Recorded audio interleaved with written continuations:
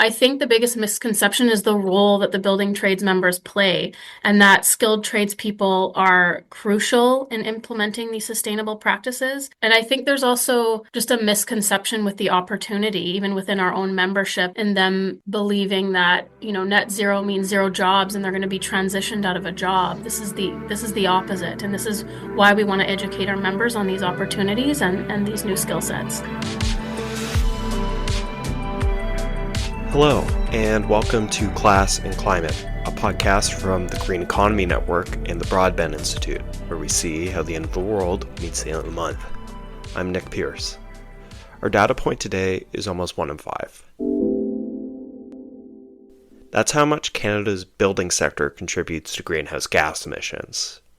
But it's not all doom and gloom. C40, a coalition of global cities, which includes Montreal, Toronto, and Vancouver, has reported that moving from business-as-usual construction to emphasizing lower carbon designs, materials, and retrofits would create more jobs overall. To take advantage of those opportunities, it has also underlined the importance of an industrial strategy to ensure good jobs and an adequate supply of workers. If we retrofitted Canada's buildings to be more efficient, we wouldn't only create more jobs for building trades workers, we'd cut bills by making commercial and residential buildings more energy efficient. But that's the problem. We're nowhere near close. If we kept going at our current rate, it would take over a century to retrofit all of Canada's buildings to be energy efficient net zero emissions buildings. The Green Economy Network's common platform calls to invest $65.5 billion in green buildings and workforce training.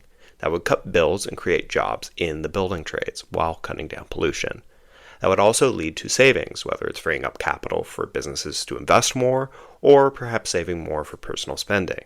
We have the perfect guest to talk about what that would mean for building trades workers who make buildings more energy efficient. Lindsay Amundsen is the Director of Workforce Development for Canada's Building Trades Union, where she oversees the union's Building It Green program that seeks to train workers for the net zero future. A couple caveats here. It should be noted that CBTU members focus primarily on commercial projects, but a workforce skilled in building it green would no doubt be an asset in our wider economy. Also, CBTU is a nonpartisan organization and does not endorse any political party, nor does it comment on independent policy demands outside of its organization.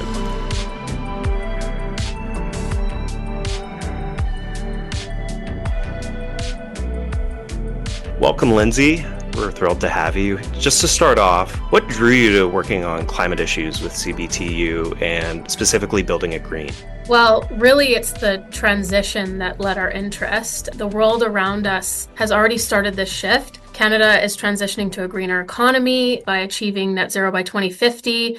So this is really increasing the demand for climate conscious practices and sustainable infrastructure. So this requires our membership and our skilled trades to not only reskill, upskill, we require a workforce that is skilled in both traditional methods, construction methods, and also sustainable, but also an awareness of our members and our trade skilled people on the environmental impact that they have. So really, we just want to make sure that our members are prepared for the opportunities in the future. There's so many opportunities for employment, whether it be hydrogen, small modular reactors, nuclear, clean tech, carbon sequestration, solar, EV batteries. We just want to make sure that our priority is that our skilled tradespeople are given the right skills to lead this transition and they're not left behind.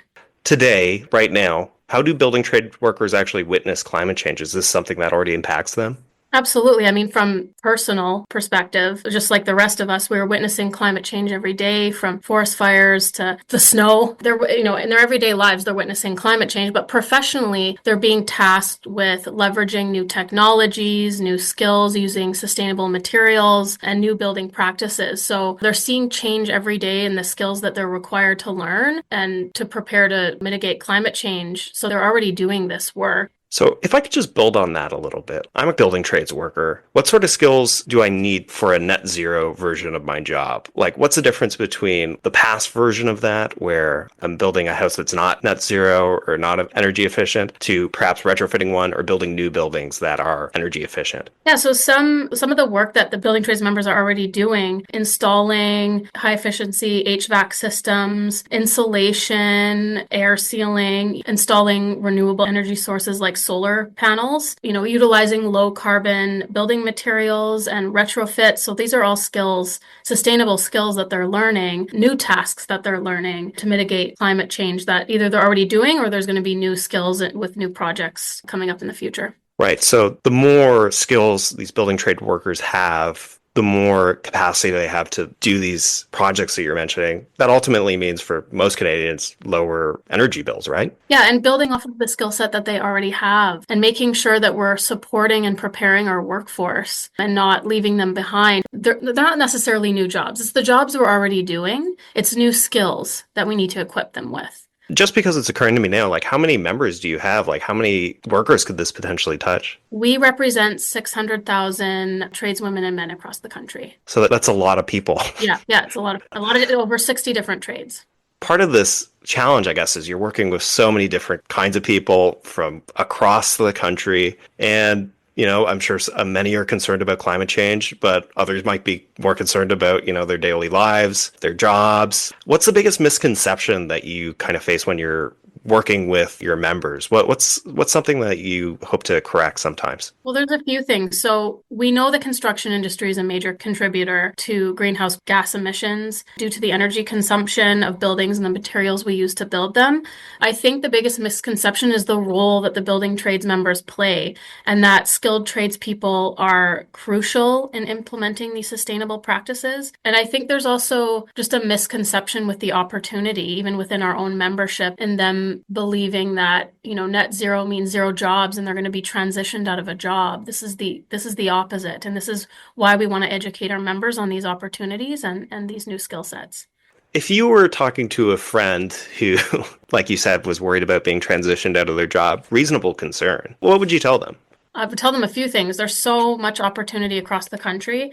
There's future projects lined up right now across the country, and the opportunities are endless. And it's not about transitioning them out of a role. It's about equipping them with a new skill for the future. So I would relay the opportunity factor to them and that they have a lot of impact in mitigating climate change themselves. Right? They're not a barrier, but they're a solution. And the construction industry is a solution. And that's such a different way of framing things, right? Rather than this is a big crisis or a problem. This is an opportunity. This is something that could potentially be really positive. While we're on this note, could you go into more depth about building it green? Like, how did this thing start? What are you trying to do? What does it succeeding look like? Just give me the rundown. We're really passionate about our Building It Green project. Our project partners, we have 3 project partners. The Climate Industry Research Team, which is a group of climate academics from the US, Canada, and some in Europe that specialize in building trades, training, and climate change mitigation. And they really set the stage for the project. They conducted an environmental scan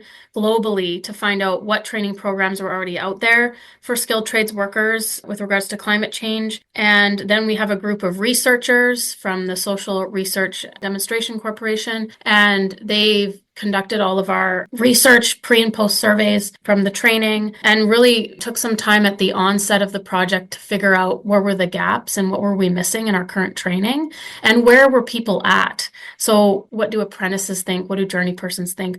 What do instructors think about climate change, about the opportunities, and what knowledge do they already have? What are they already teaching in the classroom? So we spent a lot of time at the outset of the project in the research portion. And then we also have Skill Plan, which is our curriculum development, our training development program. They're the ones that are really putting together the training, and we have an online platform. And so we have a really strong group of partners working with us on this project. And really, we've been in consultation with tradespeople the entire time. We have a group of training directors that serve as our advisory committee. So every single one of our union affiliates, from the electrical workers to plumbing and pipe fitting, And we have all of our affiliates that are represented by the building trades. They all have their own national training directors and trainers from across the country. And so they sit on our advisory committee, and they're the ones that have been providing us with subject matter expertise and, conducted some initial training with them to get feedback and really and working with them on how to deploy the training throughout their locals across the country and training centers. Building It Green is really, it's shifted and transformed throughout the iteration of the project, but really it's to create that awareness on the impact and climate change within the construction industry and the opportunity. At first, it was really designed to educate apprentices and journey persons. It still does that. But throughout our research, we found that instructors themselves in the building trades really required some support. Not all, I'm not just making a blanket statement, but many of them indicated that they didn't feel adequately prepared to speak on the topic in the classroom and just needed a little bit more support and education. And so we sort of shifted the project to educate and support our instructors and trainers first. And that's proven to be really successful for us in terms of engagement and deployment. And just a few interesting things that we found in the early days of the research, we learned that, there was substantial interest.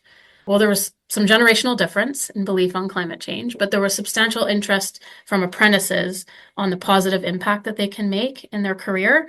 And we did learn that Canadian trades instructors are already teaching the skills related to net zero and climate change, but they're not linking it to its positive impact. So they're teaching these skills, they're teaching the how, but they're not teaching the why or creating that awareness. So really we're just at step one of this journey on awareness and climate change opportunities and impact. And really, there just needs to be a cultural shift in conversation and awareness, and that we really are a solution and not a barrier, and just communicate this effectively throughout our organizations and our training. The early phases were almost 4 years ago. And since then, I should have mentioned this. And since then, we've developed an online 2.5 hour long foundations course that anyone can take in the building trades, apprentices, journey persons, instructors.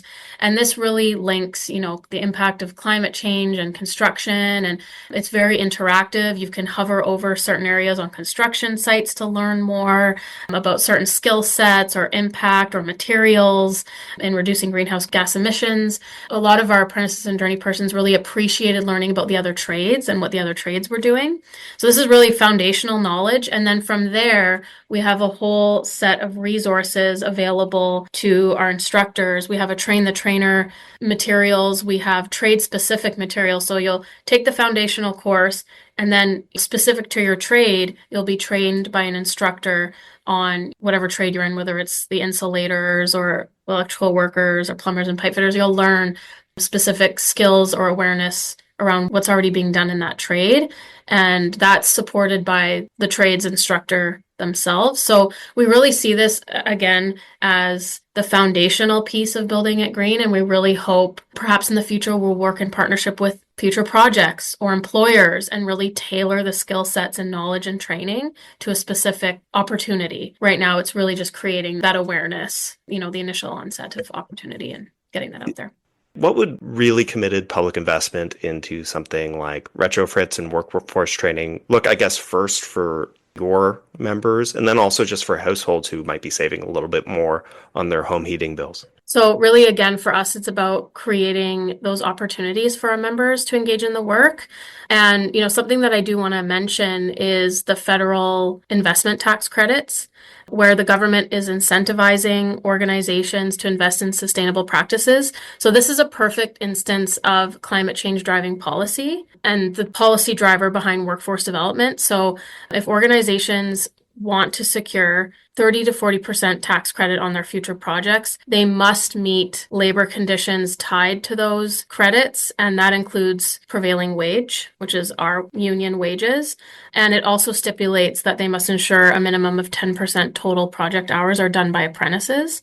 So this is an example of incentivizing mitigating climate impact and policy change that drives our workforce development initiative. So really, we're behind all of these legislative wins, and this will help our members in the long term. What would be something that we missed that we didn't get the chance to talk about that you'd be really excited to touch on? I think we've captured it. I think, there's a lot of opportunity to build on building it green. And really, we're just starting our journey. So we're really thrilled to be working with trades training instructors. And I just want to mention too, like when this project first started, I was a bit nervous and I thought, well, I don't know if our members are going to be interested in this topic, or are they going to, what's the feedback and engagement going to be? And are they really interested? And I've been blown away by the interest and by the passion and dedication of the instructors themselves, and even by apprentices and journey persons on this topic. Like they're really engaged. So I just see that, that's really positive. And we want to just make sure we continue supporting our membership by